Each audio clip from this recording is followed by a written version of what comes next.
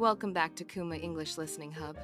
Today, we're exploring a modern way of living that is quietly reshaping big cities around the world, co-living spaces for young professionals. If you've ever wondered why so many people in their 20s and 30s are choosing to live with strangers instead of renting a small studio alone, this episode is for you. We'll look at what co-living is, why it's becoming so popular, how it actually works in daily life, and why it's more than just a cheaper way to rent a room. Let's start with a simple question. What exactly is co-living?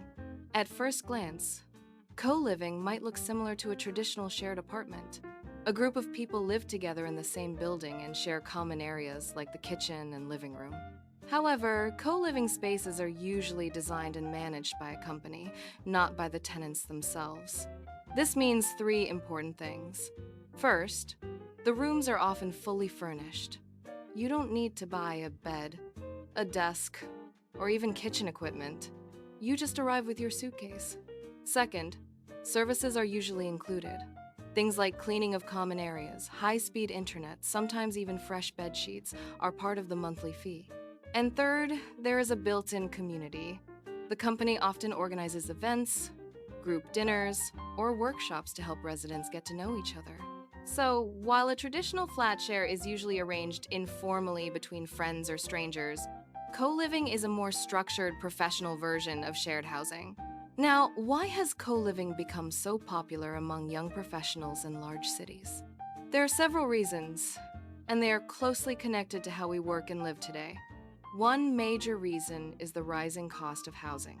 In many global cities, such as London, New York, Singapore, and Berlin, the price of renting a private apartment has increased much faster than salaries. For a young person at the beginning of their career, renting alone may simply be impossible. Co-living offers a more affordable alternative. You can live in a central, desirable neighborhood, often with good facilities, at a lower price than a private flat in the same area. Another reason is mobility. Many young professionals today change cities frequently. They may move for a new job, an internship, a short-term contract, or simply for the experience of living abroad. For people who relocate often, committing to a long rental contract, buying furniture, and dealing with utilities can feel stressful. Co-living is designed for flexibility. Contracts are often shorter and more flexible, sometimes even month to month. You don't have to call the internet provider or set up electricity. Everything is already organized when you arrive. A third factor is loneliness. Ironically, in large cities, many people feel isolated. They may be surrounded by millions of others, yet feel they don't truly know anyone. Working remotely can increase this sense of isolation. If you work from home most of the time, you may miss the casual social contact that comes with the traditional office. Co-living tries to solve this problem by making it easier to meet people. By design, you live with others who are often in a similar life situation, new in the city, building a career, and looking to make friends. Shared spaces and organized events give people more opportunities to connect. So, what does daily life in a co-living space actually look like? Let's imagine you move into a co-living building in a big European city. You have your own private bedroom with a small bathroom. It's compact, but everything is ready: bed, wardrobe, desk, even towels. Outside your room, you share a large kitchen and living area with perhaps 8 or 10 other residents. In the kitchen, each person has a labeled shelf in the fridge and cupboard. But there are also shared basics like salt, oil, and spices, which the company provides. Once a week, a cleaner comes to take care of the common areas, so there are fewer arguments about whose turn it is to mop the floor. In the evening, you might cook dinner while 2 of your housemates are working at the big communal table. Another resident is relaxing on the sofa, watching a series on a shared TV. You say hello, chat for a few minutes, and naturally build small connections. Downstairs, the building has a co-working space. Some people work remotely from there during the day. Others use it occasionally to finish a project or have an online meeting away from their room. On Wednesday, the company organizes a themed dinner, Italian night. Everyone is invited to bring a simple dish, but the company provides the basic ingredients. On Saturday, there is a workshop about improving LinkedIn profiles. On Sunday, a yoga session on the roof terrace. You can join if you want, but there is no obligation. This combination of private comfort and shared experiences is at the heart of co-living. Of course, co-living is not only about convenience and social life. It also reflects deeper changes in how we understand home, work, and community. Traditionally, people associated success with independence, having your own apartment, your own furniture, your own space. Co-living challenges this idea. For many young professionals, success is now more connected to freedom and experiences. Instead of investing in a permanent home, they prefer to invest in travel, education, or creative projects. A flexible living arrangement like co-living supports this lifestyle.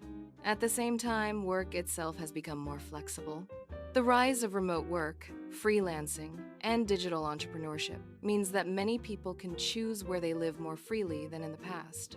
Co-living companies are responding to this trend.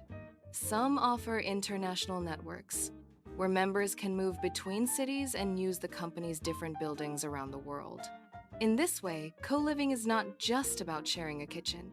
It is part of a larger shift toward more fluid and mobile lives. However, co-living is not perfect, and it certainly isn't for everyone. Let's look at some advantages and disadvantages. On the positive side, residents often mention 4 main benefits. First, convenience. You do not have to worry about furniture, setting up bills, or dealing with repairs. If something breaks, you simply report it to the company. Second, community. You are more likely to meet people, especially if you are new to a city or working remotely. Third, flexibility. Shorter contracts and move-in-ready spaces make it easier to relocate when your life or job changes. And fourth, access to facilities. Many co-living buildings include extras such as co-working areas, gyms, rooftop terraces, or even small cinemas. On the other hand, there are also clear downsides. Privacy can be limited. Even if you have your own room, the kitchen and living room are shared. You may hear other people coming and going late at night. You might have to wait to use the oven or share the washing machine. There is also the issue of control. In a traditional flat share, you and your roommates decide on house rules together. In co-living, the company sets many of these rules in advance.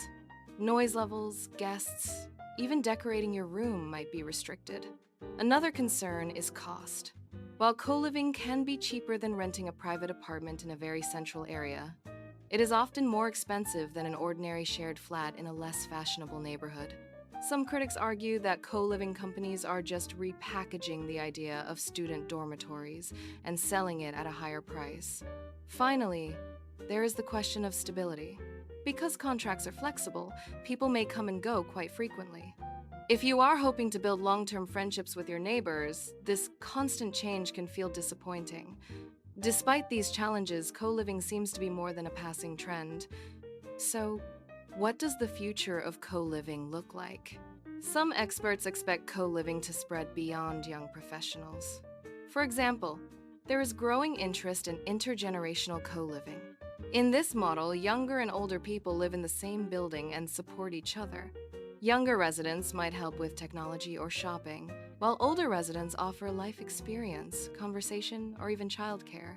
Another possible development is theme-based communities. Imagine a co-living space designed specifically for entrepreneurs, artists, or people working in sustainable businesses. The building might host events, workshops, and mentoring sessions related to that theme.